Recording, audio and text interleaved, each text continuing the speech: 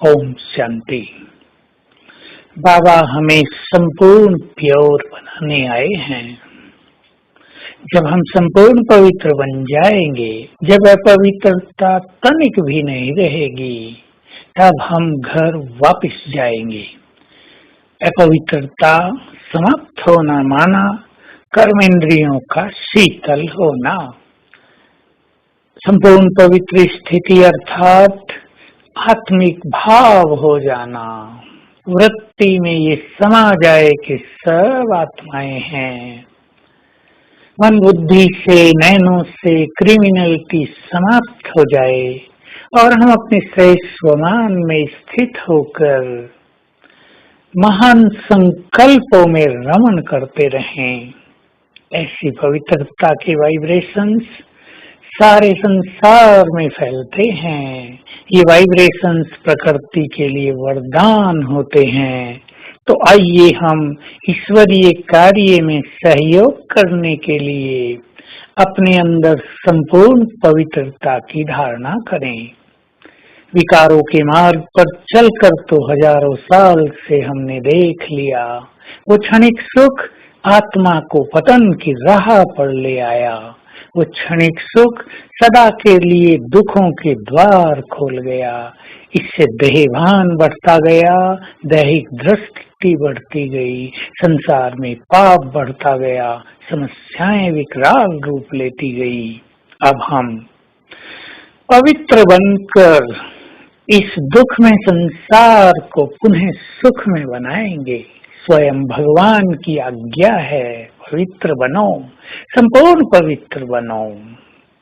तो हजारों साल से पवित्र रहे, अब एक जन्म हमें पवित्रता का सुख लेना है और जन्म जन्म की पवित्रता को नष्ट कर देना है।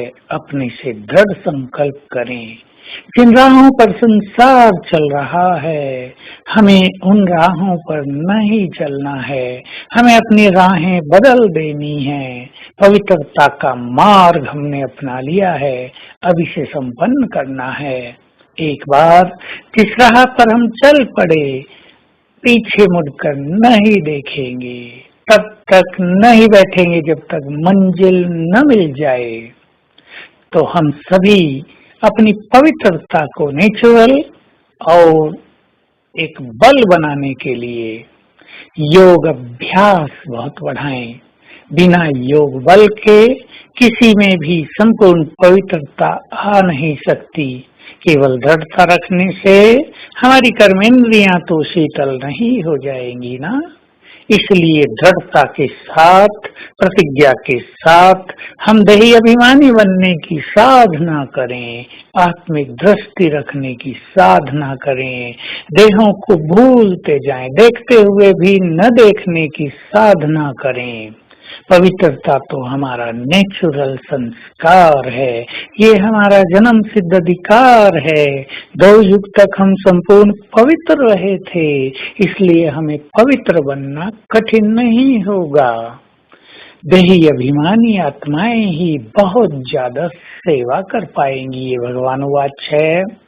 सेवाओं में सफलता का आधार भी हमारी सोल कॉन्शियसनेस ही है, हमारी स्वमान की स्थिति है, हमारी आत्मिक दृष्टि है।